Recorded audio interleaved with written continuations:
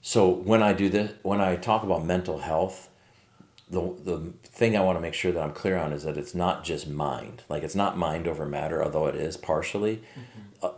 The reason that mental health is so important is that it creates a chemical process in your brain. So the thoughts, feelings, and emotions we have then create a chemical reaction in our body. And so one of the things that a lot of people have discovered is like, okay, if there's a chemical deficiency, well, then I'll just go get medicated for that, right? Yeah. And so it's a chemical game, right? So you're trying to have positive dopamine, positive serotonin, healthy oxytocin, and endorphins. And those four hormones, happy hormones is what they're called, Hmm. is kind of where the battle is at. And people are fighting for those happy hormones. The challenge is if you just approach it from a hormonal or chemical level, then Western doctors will just give you a prescription to fill in those hormones, right? Yeah. They'll just give you a false sense of those chemicals, right? Then you're not creating a natural sense of those chemicals in your own body. However, if you just put it on your mind and you say it's always just about my mind, you're also missing it. So you have to. So again, a lot of people understand the what, but they don't understand the why. The why we want to spend this time on these top five things in our mental health is so that our mind functions right. But why? Because if our mind is functioning right, then we're going to release those four happy hormones in the proper amount naturally and not have to supplement or take a prescription medication, which is a man made substance that you're going to either become addicted to or take too much of or not get enough of. One of the most talked about and searched things in the world right now is mental health. To understand how to strengthen your mind is very important, and that's why I'm going to share with you five key elements that are the things that I've learned in my life that will help correct your mind and strengthen your mental health. And a lot of times, a lack of proper mental health, if we go seek westernized medicine, they're going to want to give you a pill. And I'm going to teach you a couple of things. Number one, how to naturally produce the chemicals in your own body that the doctors are trying to inject into a supplement for, or a prescription, right? To medicate you into those chemicals. And the question is simple. If you could take a pill that would give you those chemicals but has a ton of side effects, would you rather do that?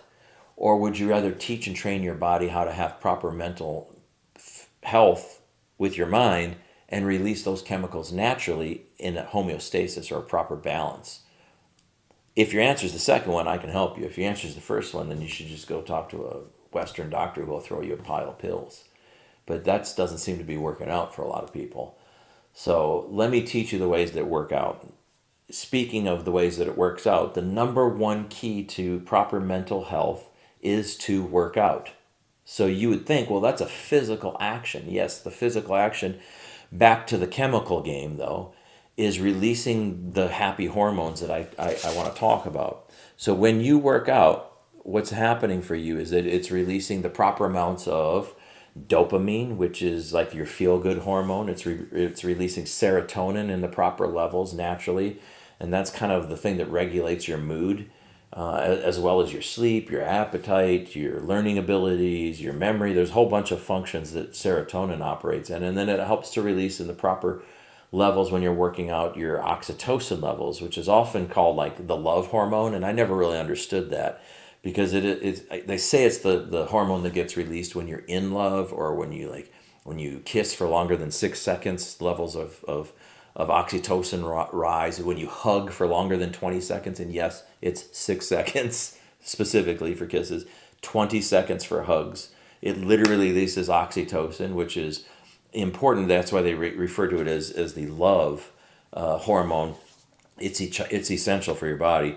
Working out also releases your endorphin levels in proper balance as well. So it's ironic that the number one key to proper mental health is to have physical health, and that's because in an understanding of your health, a lot of times in Western medicine they want to separate mental, physical, and spiritual as if they're all uniquely different or mutually exclusive when they're all affected or effected or connected.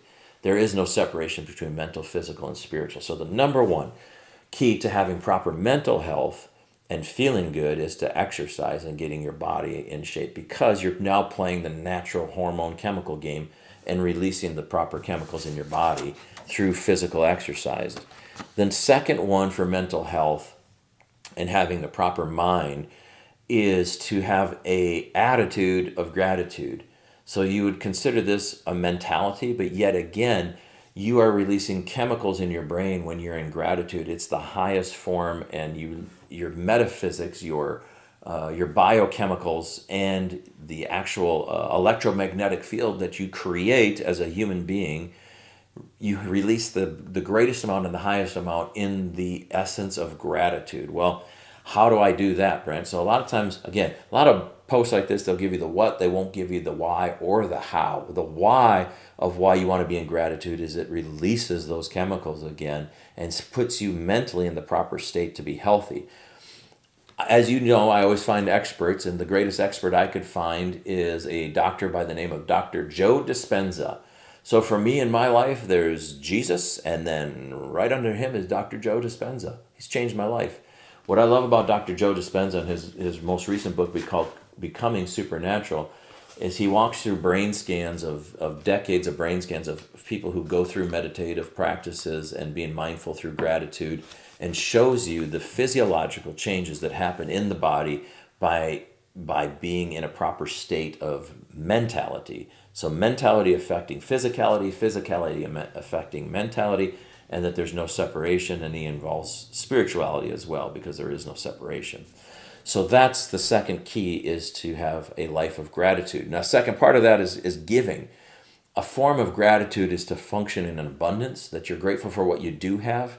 And in order to be grateful for what you do have, if you're able to give what you have, sure, freely you have been given and received it, freely you should give it. Let me say it again. Freely you have received it, freely you should give it. Just like I'm giving this message and this information to you, I've spent decades and decades of my life gaining this information, so freely I give it to you. That's gratitude. That creates an abundant nature, and that creates an attitude and a mentality of health. The third is a form of meditation and prayer. And I talk about that in our physical well-being, because meditation and prayer is proven. Again, Becoming Supernatural, a book I'd recommend that talks about meditation and prayer.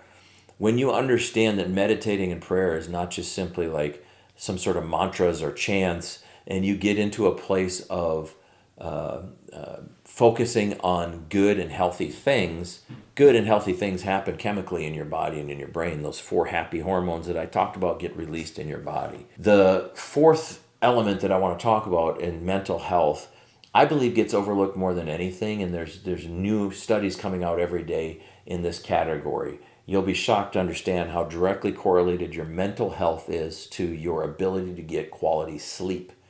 And some people say, yeah, you got to get rest. No, you got to get sleep. And sleep is really, another name for sleep would essentially be 8 hours of fasting, right? Because you're not spending physical energy to digest and process food, because you're in a state of rest or sleep, that creates time for your body to recover, and your brain recovers in that time. You go into REM, that's in that book as well. So sleep, 8 hours of sleep. Let me give you a practical way to get better sleep. I feel like I literally discovered like the secret to sleeping the other night. This was only about 4 nights ago. I had been reading some periodicals and some tests in regards to mouth tape.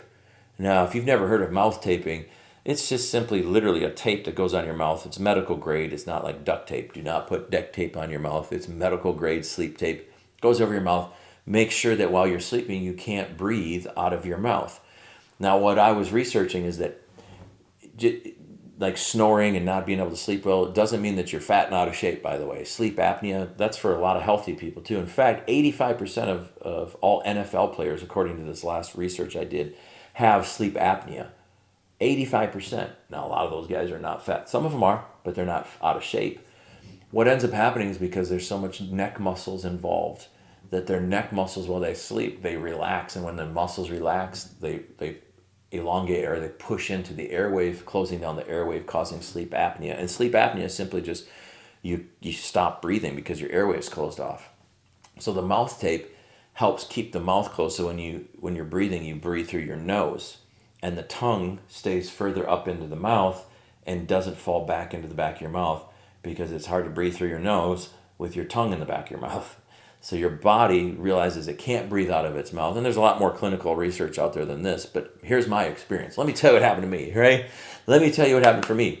I went to bed at 9:45 p.m. and I had to get up at 3:45 in the morning to get ready for an early morning workout. And I had literally only a few hours of sleep. I put the tape on for the first night of my life. I woke up at 3:45 as if I had slept for like 2 months straight. I literally I got up and I thought, I don't know if I've ever slept properly ever in my life before. That's how much energy I had, how rested I was. And I know I rested well because I went into deep REM sleep, rapid eye movement. I went into the waves, the brain waves, because I had the most vivid dreams I'd had in decades. I had 3 very vivid dreams. I won't share them, they're kind of personal, but it was pretty cool because I woke up energized, excited, ready to go, having had 3 dreams, and I had to peel off this mouth tape. And I was like, whoa, this little piece of tape did all of that. I don't sell tape. I'm not in the tape game. I don't run a tape business. But here's the thing, mouth tape works. I'm on my 4th night. I feel great. I'm getting up 4:45 every morning like I've rested, like I've never slept before in my entire life. It's a total game changer. I recommend it to anybody. All right. So sleep is number 4. Number 5, your mental health has a lot to do with the relationships you have in your life. And now right away people think of the negative relationships they have and how that negatively impacts their emotional, physical, and mental well-being. Absolutely, you are right, but the equal and opposite effect is true, right? The positive relationships you have in your life positively affect your mental, physical, and spiritual well-being. And so I would advise to have proper mental health is to have positive relationships that help your mental well-being. So this is a call and a challenge to you that it's time to purge yourself of relationships that no longer serve you, that no longer help you, that no longer benefit you. It's better to love people from a distance that are negative in your life than to keep them close and have them cause mental anguish, distress, and anxiety and depression in your life. It's equally beneficial to seek out relationships that are positive mentally, emotionally, spiritually. And you know the difference. I don't have to teach on that. But you do have to make a choice. In order to have proper mental health, you need to surround yourself and guard those relationships. Essentially, only invest your time with those who bring you peace of mind. The most important part about sleep and relationships and meditation, prayer, gratitude, working out, is to understand that your mental health is not separated from your physical health and your physical well-being. And that's why I wanted to do this quick video and share with you not only what, but why and how, right? And so I've challenged you with working out, gratitude, meditation, sleep, relationships, and I encourage you in this as I do always. Don't believe anything I say. Test it for yourself and see if it doesn't work for you.